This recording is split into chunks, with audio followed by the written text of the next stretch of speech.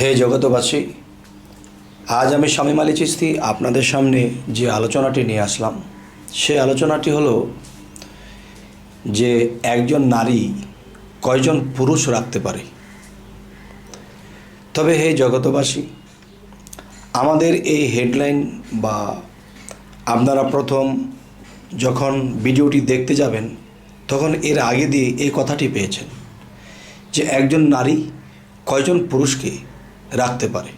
যে যদি আমরা ওইভাবেও যাই যে একজন পুরুষত্ব এবং নারীত্ব, তো এখানে গেলেও দেখা যায় একটা নারীর সাথে একটা পুরুষ যৌবনিক দিক দিয়ে হোক বা যে কোনো বিষয়ে হোক কুলাতে পারবে না।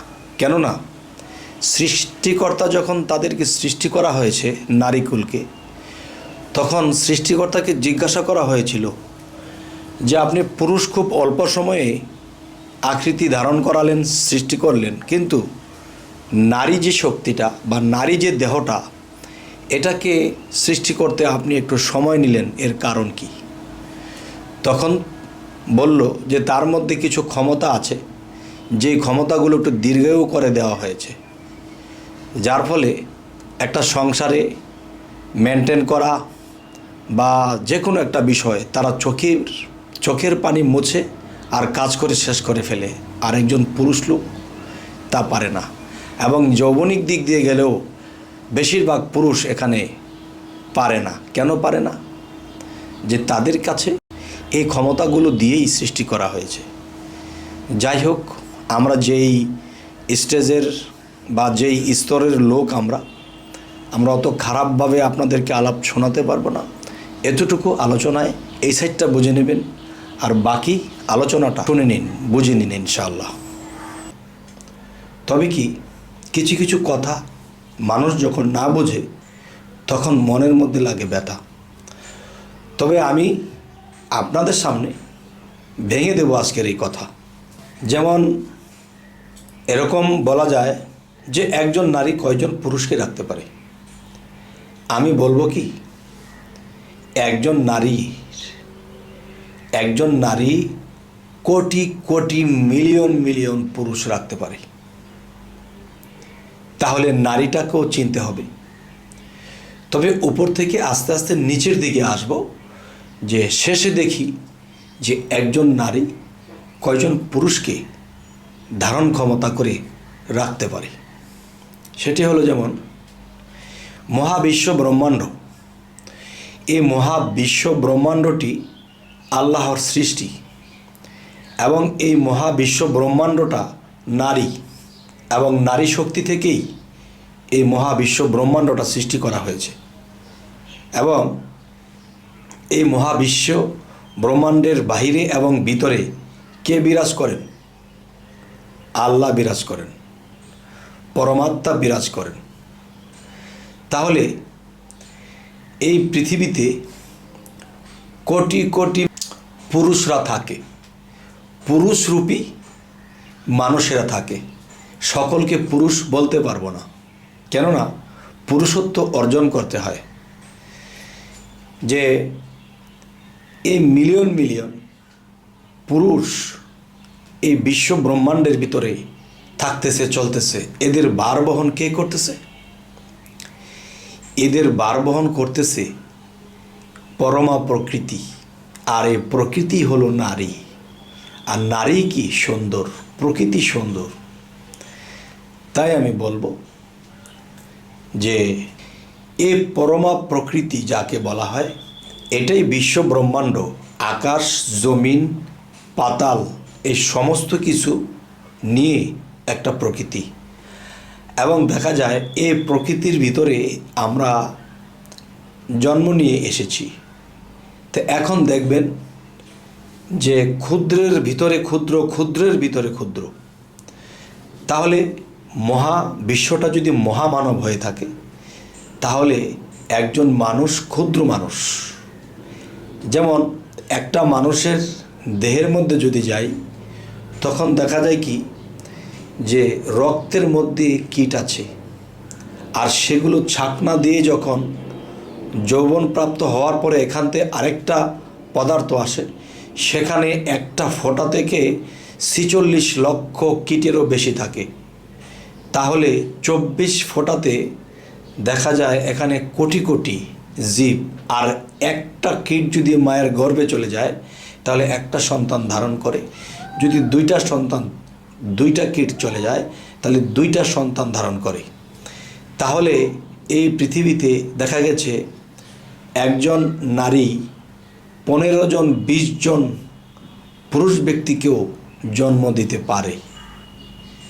তবে সনাতন ধর্মে দেখা গেছে গান্ধারী নামে যে একজন মেয়ে, তার গর্ভে কিন্তু ১০০ সন্তান জন্ম নিয়েছিল। তাহলে সেটি কথা নয়। তাহলে আজকের কথা হলো কি, যে একটা মেয়ে মানুষ বা একজন নারী কয়জন পুরুষকে ধারণ ক্ষমতা করে রাখতে পারে, এই হলো একটা বিষয়। আরও একটা বিষয় হলো যে এই মহাবিশ্ব ব্রহ্মাণ্ড যদি নারী শক্তি হয় বা নারী শক্তি থেকে আল্লাহ সৃষ্টি করে থাকে, তাহলে সৃষ্টি বলতেই নারী।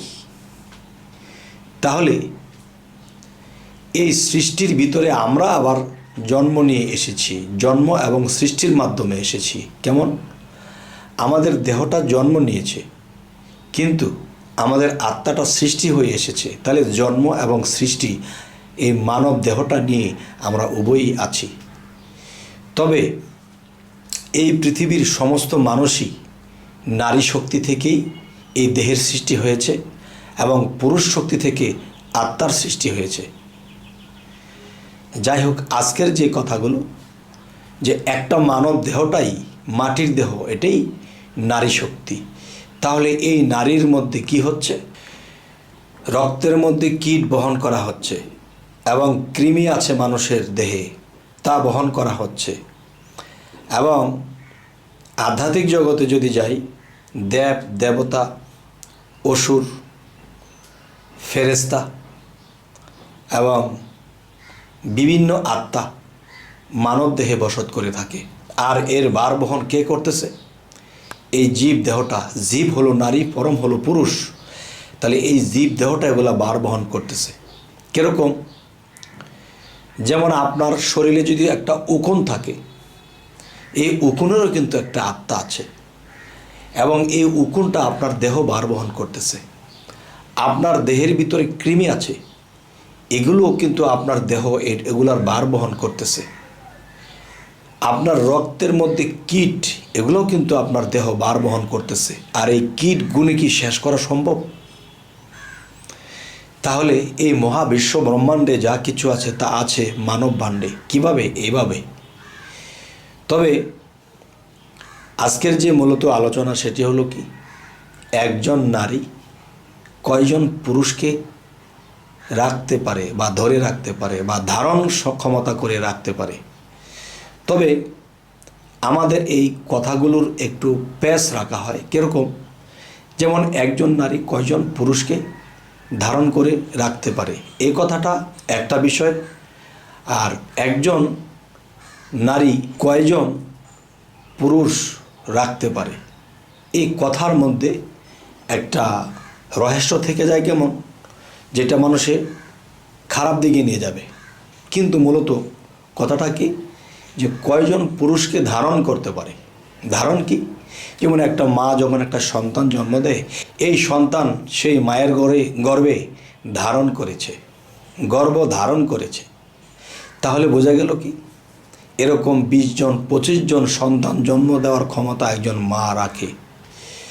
তবে আজকের এই আলোচনা আপনাদের সামনে করা হলো এবং কি বোঝানো হলো, অবশ্যই আপনারা আমাকে বলবেন যে এই ধরনের আলোচনা কি আপনাদের ভালো লাগে, নাকি এই ধরনের আলোচনা করব না, নাকি সামনে করব, আপনারা অবশ্যই আমাকে জানাবেন। তবে আরও একটি কথা হলো কি, আমাদের চ্যানেলের আলোচনা যদি আপনাদের ভালো লাগে তো অবশ্যই সাবস্ক্রাইব করুন, পরবর্তীতে যেন ভালো ভালো ভিডিওগুলো আপনাদের সামনে পৌঁছায়। এ বলেই রাখবো। আল্লাহ হাফিজ।